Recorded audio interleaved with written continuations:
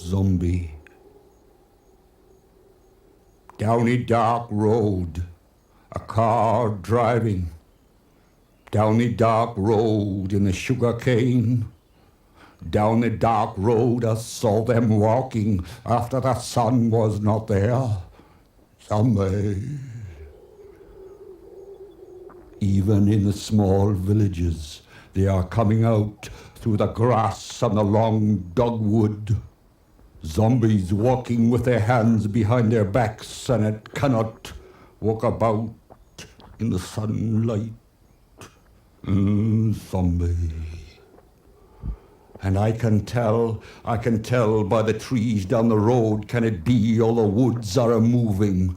Swear to the lightning, swear to the alley god, you will never make up to the zombie. And in the shop when you walk with your little girl, you can tell the whole world is turning round. But you don't need a deep wood or a foreign Caribbean. You don't need a child or a black man, dead man, zombie. Don't need anything. Be a zombie. Can't tell no one. Down the dark road, a car driving down the dark road in the sugar cane. Down the dark road I saw them walking after the sun was not there.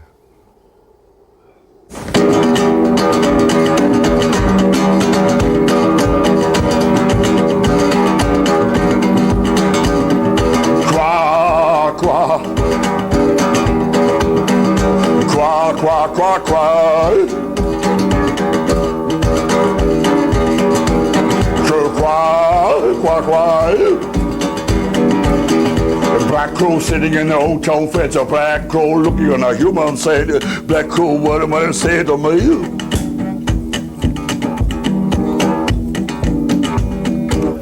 I've never done this acoustic, it's really difficult. In August of 1945, Ramsay MacKay was born in the town of Tain in the Highlands of Scotland. When Ramsay was 7 years old, his family moved to South Africa, where Ramsay would spend the next 3 decades of his life. I really feel a lot for South Africa. You know, I grew up there, you know. So, I'm not a South African by birth, but I feel African. I don't think you've got to be black to be African. I think a Chinese guy can be African if you love it. It's if you love it or not.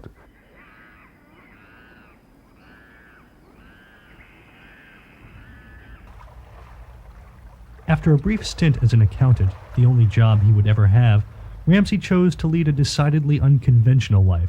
He began writing poetry, drawing, philosophizing, and playing music. You've got to be really strong to carry on, especially as you get older. That's when it becomes more than just a career. You know, it's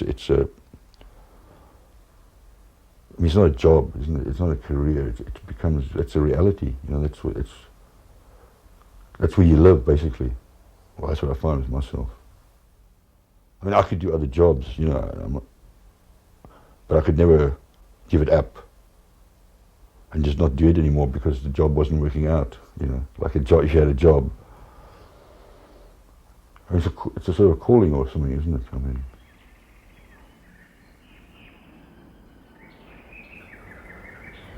What shall illuminate this small song? The voice of a hidden bird that will never come to sing again.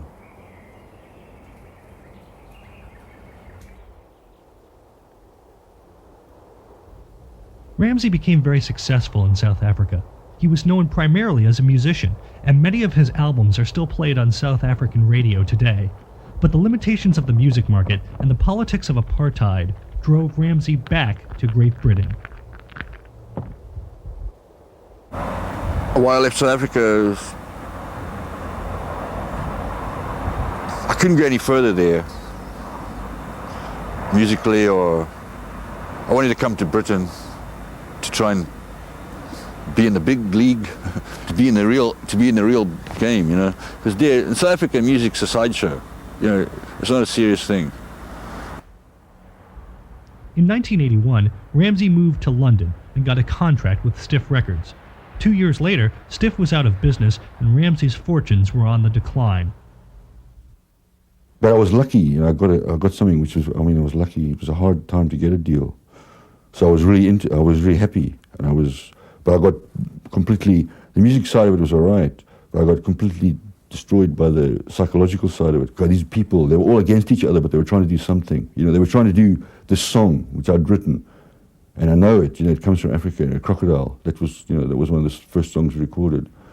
And what the song's about, you know, the words are, the eye can't tell you what the eye can't see. You know, the song, what the song was about actually became the reality of what I was in. You know, and they were singing it and the whole thing were producing, but it didn't mean anything. The song was totally meaningless because you know what it was saying was happening, but nobody could see it. It didn't help anybody. You know, it was totally ironic. And they were just fighting amongst each other, you know, backbiting and ridiculous, small. And that's what wore me down. You know, I thought, this is crazy. You know, why? Down on his luck, Ramsay returned home to his roots. In 1987, he moved back to Scotland, first to Edinburgh and then north to a small town called Kelty. Kelty was a mining community. That's the only reason Kelty is there, because it was coal. And when they shut down the mines, they should have shut down the village. Yeah. I don't know about Ramsay. I've yet to meet someone who doesn't like him. As I say, this guy came in the bar and he looked ferocious with his huge beard and the way he walks with his shoulders right back. He came into the bar like a bearded gunslinger, and I just said, "Who is this guy?" Like, you know, I said, "Oh, he's a poet," you know. You can't be a poet and live in Kelty. You know, it's impossible.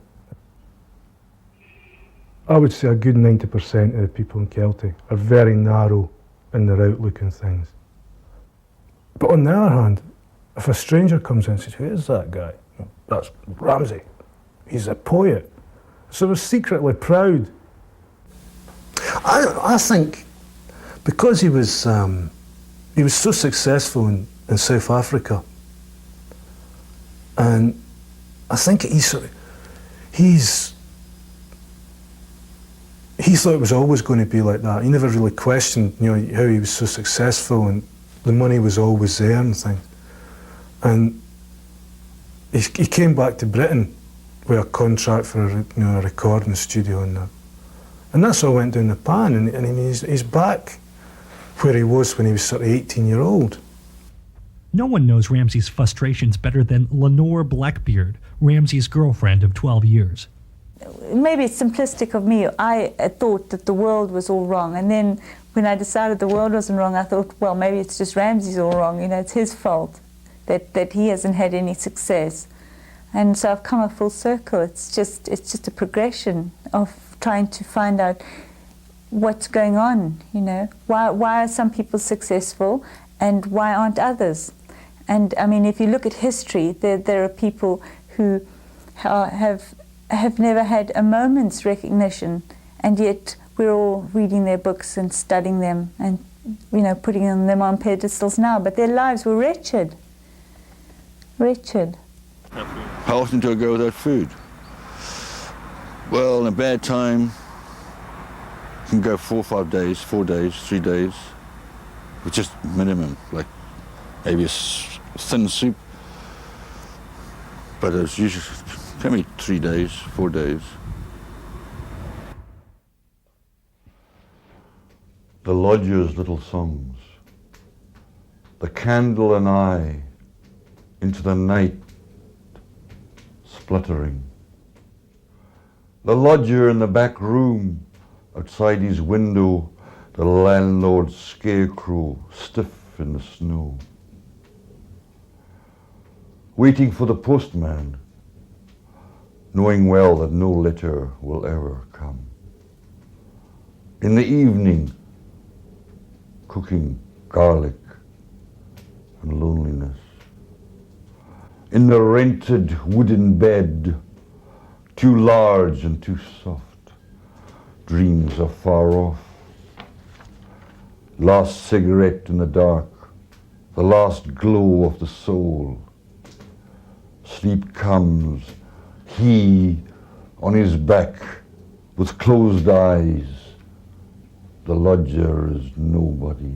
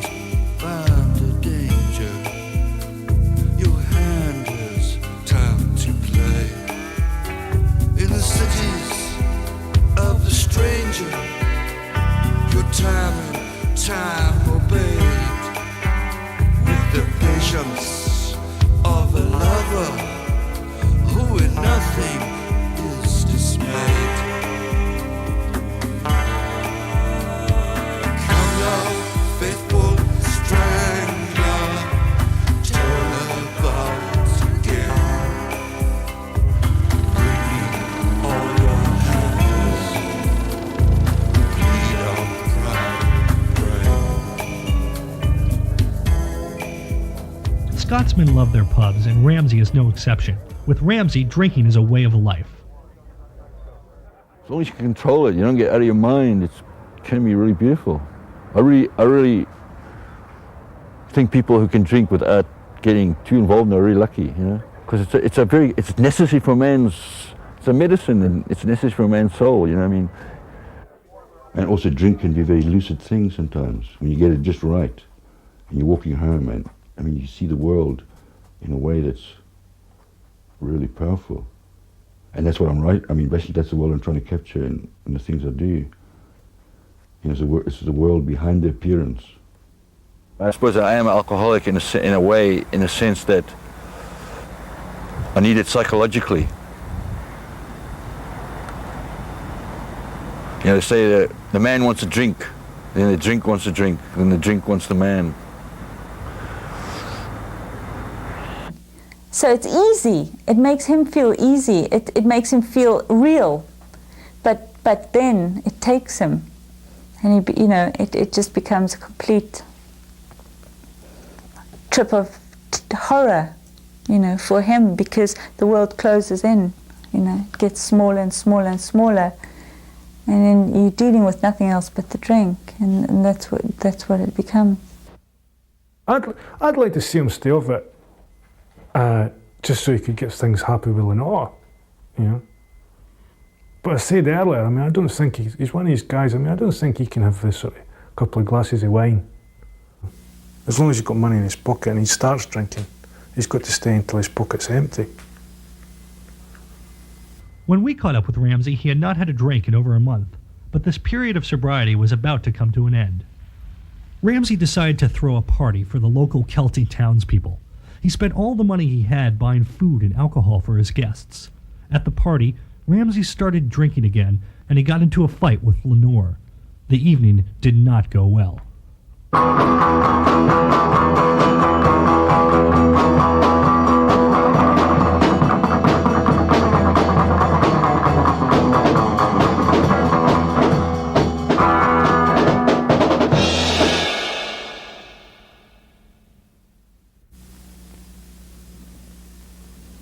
So So let's talk a little bit about this party. What happened at the party? What happened between you and Lynore? I don't know.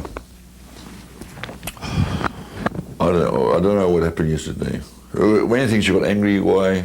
I'm trying to think. Oh, that's right. When she came back to cook the salad, I didn't talk to her. And I didn't talk to her because I didn't want to see her. I didn't want her to see me drinking. She never puts her arms around me. Ever. She doesn't show me, and that's what I need. This is so weird. That's why you're talking about weakness. I mean, I'm weak maybe because I'll need affection, but I look, well, because of the way I look, most people wouldn't give me it because they think I'm very strong.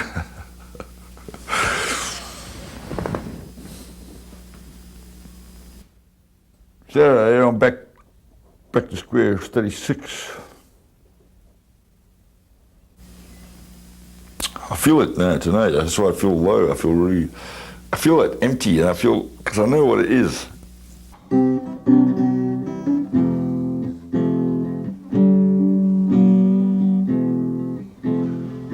We switch off the engine, you go down below. Outside in the night, the lights don't shine no more, and such things are impossible to see. To take back the prisoner from the gallows tree, and the bobos, they are chasing me now. All over the graveyards of England somehow, and the bobos, they're chasing me. All over the graveyards of England, you see now.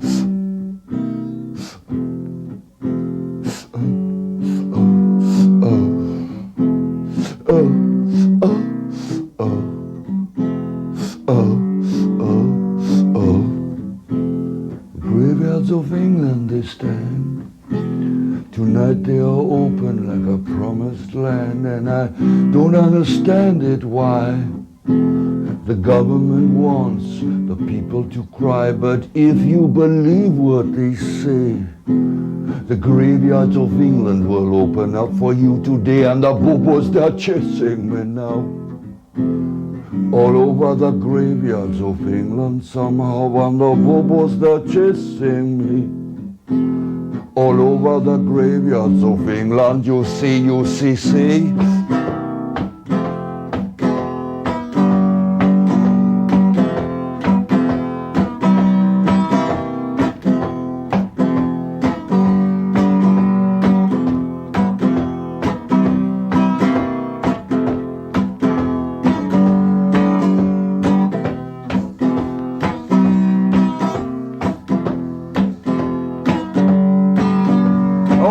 The graveyards of England, you see.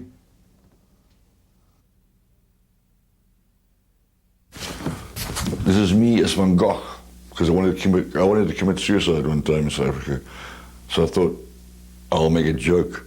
I'll get the shotgun, the bullets, and I'll paint myself as Van Gogh, thinking about it, because he killed himself. But then, I mean, I wouldn't kill myself. But sometimes you think about it.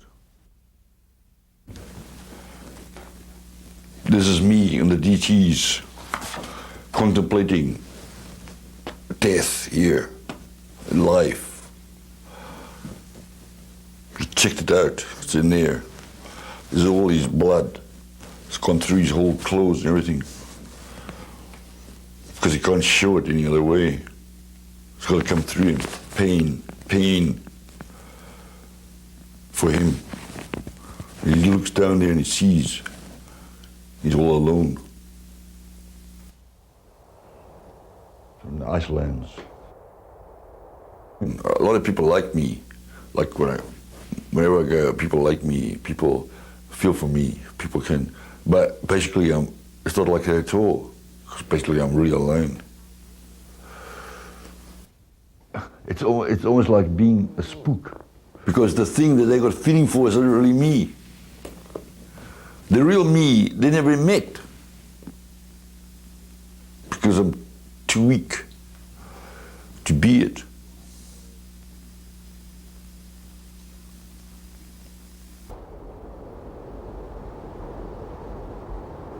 The sky Is it the eye of God?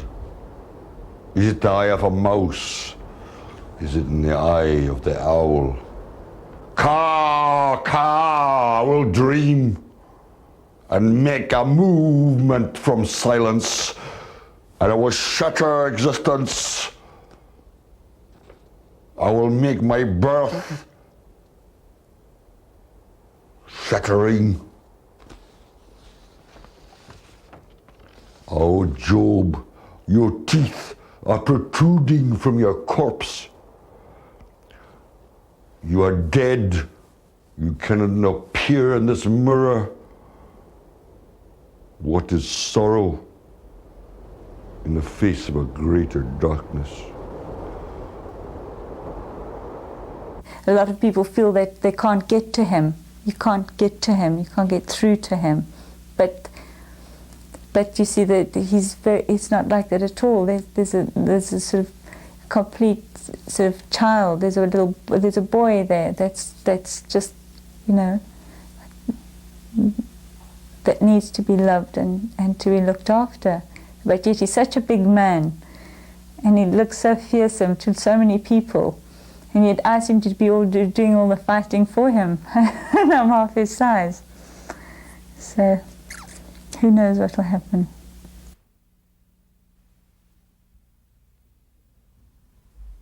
There's still that feeling that when you first meet someone, you know you're going to get on great with them, you know. And I mean, Chris, you've ever seen him dance? You've got to be friends with this guy, like, you know.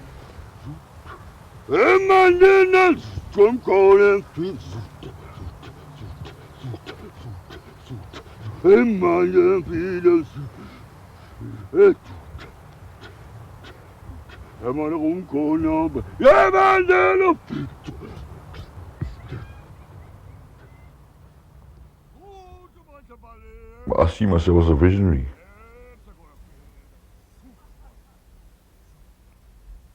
I see myself as somebody who sees things, like a witch doctor or something. I can help people. That's got to do with art, I suppose. I think I see things really, honestly, I think I see things true. I have faith in myself, put it that way. I believe there is something in me. God.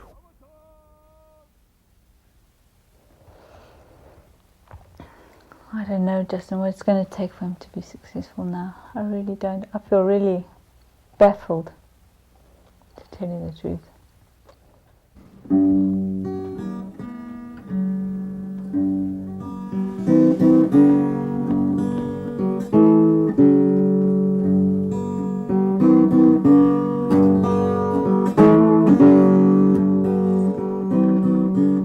I dream about my father's father's father. You know he's on angel's wings. And I can see the mountains rolling over and over. I know that they're on angel's wings. And I can hear the far distant music on angel's wings. And I dream about my father's father's father. He's on angel's wings.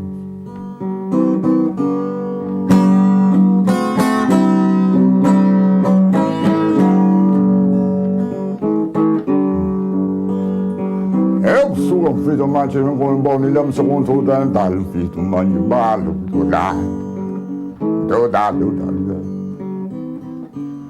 And I dream about the oceans and the harbors on angel's wings.